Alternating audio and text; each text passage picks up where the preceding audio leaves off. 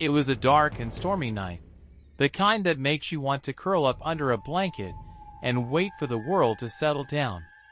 I was alone in my house, savoring the quiet time after a long, hectic week. The sound of rain pounded against the windows, and occasional thunder rumbled in the distance. I was about to drift off to sleep when a sudden noise jolted me awake. It was faint at first, a distant, low hum that grew steadily louder. I strained my ears to identify the sound, but the rain and wind masked it. Curious and slightly unnerved, I got out of bed and tiptoed to the window.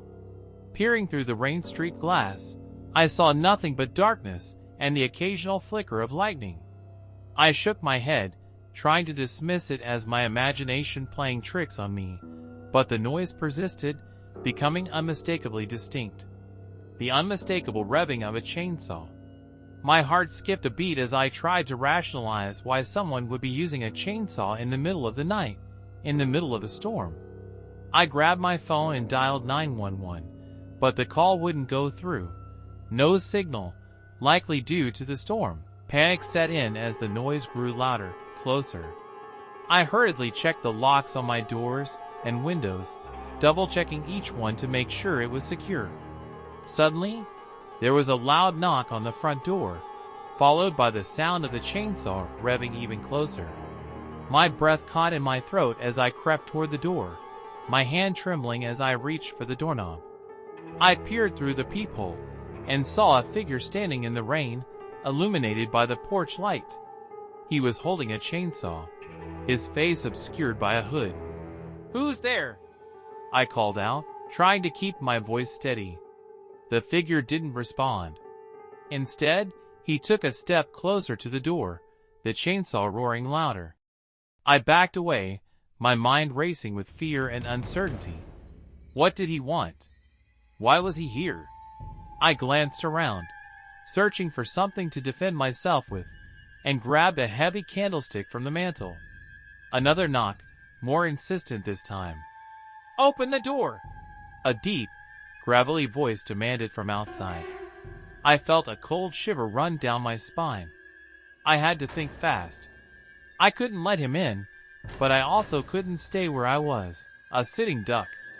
I remembered the back door and quietly made my way through the house, praying that he hadn't thought to check it yet.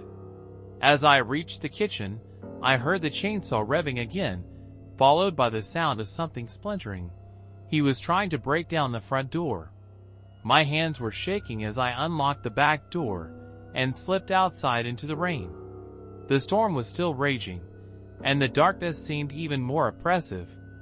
I moved quickly, staying low and keeping to the shadows as I made my way to my neighbor's house.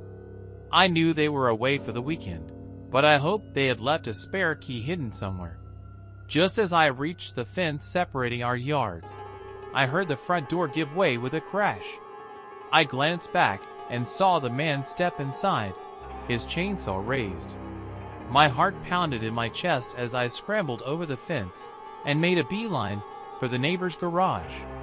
I found the spare key hidden under a flower pot and hurriedly unlocked the door, slipping inside and locking it behind me. I huddled in the darkness, my breath coming in ragged gasps. I could still hear the chainsaw, but it was muffled now, as if he was searching the house. I fumbled for my phone and tried 911 again. Still no signal. I cursed under my breath, feeling a surge of helplessness. Minutes felt like hours as I waited, listening to the distant sound of the chainsaw. Eventually, the noise stopped, and silence fell over the neighborhood. I stayed hidden, too terrified to move, until the first light of dawn crept through the garage windows. When I finally emerged, drenched and shivering, I cautiously made my way back to my house. The front door was shattered, and the living room was in disarray, but there was no sign of the man with the chainsaw. I called the police, who arrived quickly and took my statement, but there were no clues, no evidence of who he was or why he had come. To this day, the memory of that rainy night haunts me. Every time I hear the sound of a chainsaw, a chill runs down my spine, and I can't help but wonder if he's still out there, waiting for another stormy night to strike again. It was a stormy night, the kind where the rain pours in sheets, and the thunder rumbles ominously in the distance. I was alone in my house, curled up on the couch with a book, the soft glow of a lamp casting comforting shadows around the room. The sound of the rain hitting the windows was soothing, creating a perfect backdrop for a cozy night in. That peace was abruptly shattered by the sound of the doorbell ringing. I glanced at the clock. 12:30 a.m. My heart skipped a beat. Who would be at my door at this hour, and in such dreadful weather?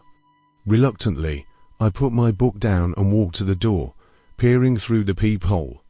There, standing on my porch, was a woman. She was soaked to the bone, her hair hanging in wet, tangled strands around her face. Something about her presence sent a shiver down my spine, but I couldn't just leave her out in the rain. Opening the door just a crack, I called out, "Can I help you?" Her eyes met mine, and I felt a jolt of unease. They were wide, almost unnaturally so, and filled with an unsettling intensity. "Please," she said, her voice trembling. "I need to come in. It's so cold out here." Against my better judgment, I stepped back and allowed her to enter. As she crossed the threshold, I felt a rush of cold air follow her, more biting than the storm outside. She stood in the hallway, dripping water onto the floor, her eyes darting around nervously. "Thank you," she whispered, her voice barely audible over the sound of the rain. I offered her a towel and gestured towards the living room. "You can sit down. I'll make you some tea." She nodded, but didn't move. I hurried to the kitchen, my mind racing. Who was she? Why was she out in such terrible weather? As I prepared the tea, I couldn't shake the feeling that something was terribly wrong. When I returned to the living room, the woman was standing by the window, staring out into the darkness. "Here's your tea," I said, trying to keep my voice steady. She turned to face me, and I saw her fully for the first time. Her skin was deathly pale, almost translucent, and her eyes, those eyes were filled with a haunting emptiness. I swallowed hard, feeling my heart pound in my chest. "What's your name?" I asked, hoping to break the eerie silence. She ignored my question, taking the tea from my hands with an unnervingly steady grip. "Do you live alone?" she asked, her voice unnaturally calm. A chill ran down my spine. "Yes," I lied, instinctively. She smiled then, a slow, unsettling grin that made my blood run cold. "It's better that way." Fear surged through me. I backed away slowly, trying to think of a way to get her out of my house. "Maybe you should go," I said, my voice shaking. "It's late," and, before I could finish, the lights flickered and went out, plunging the house into darkness. I felt a rush of panic as I fumbled for my phone, its weak flashlight cutting through the gloom. The woman was still there, but she seemed to have moved closer, her eerie smile visible even in the dim light. "You can't leave," she whispered, her voice echoing unnaturally. "You let me in." My heart raced as I backed away further, stumbling over the furniture. The rain pounded harder against the windows, and the wind howled outside. Desperately, I tried to remember where I had left my keys, but my mind was a blur of fear. The woman took a step closer, her eyes fixed on mine with a predatory intensity. "You can't escape," she hissed, summoning every ounce of courage. I bolted towards the front door, my hands trembling as I fumbled with the lock. Finally, it gave way, and I flung the door open, sprinting out into the storm. The cold rain hit my face like needles, but I didn't care. I ran and didn't stop until I reached the safety of a neighbor's house. When I finally turned to look back, I saw her standing in the doorway of my house, watching me with those haunting eyes. Her silhouette was framed by the flickering light inside, making her look even more otherworldly. The police never found her, and there was no sign of forced entry. I moved out of that house shortly after, unable to shake the memory of that night. To this day, I can still feel her eyes on me, and I dread the sound of the doorbell ringing after dark. When I bought my little house on Maple Street, I thought I had finally found a slice of peace. The neighborhood was quiet. The neighbors were friendly, and I felt safe for the first time in years. However, that sense of security was shattered one dark night, when the strange, scary, and creepy figure first appeared on my doorstep. It started jocosely enough, with subtle noises that I attributed to the settling of the house, or the wind rustling through the trees. But then, one night around midnight, I heard a distinct tapping on my front door. At first, I dismissed it, thinking it was probably just some animal, but the tapping persisted, steady and deliberate. My curiosity got the better of me, and I cautiously approached the door. Peering through the peephole, there was nothing there. I felt a chill run down my spine, but convinced myself it was just my imagination playing tricks on me. The next night, the tapping returned, louder and more insistent. This time, I was determined to catch whatever was causing it. I armed myself with a baseball bat, and, with my heart pounding in my chest, flung the door open. The porch was empty, but the uneasy feeling lingered. I stepped outside, scanning the darkness for any sign of movement, but there was nothing. As I turned to go back inside, I noticed a strange symbol drawn in the dust on my doorstep. It looked like a crude, spiraling figure. Disturbed, I wiped it away, and bolted the door behind me.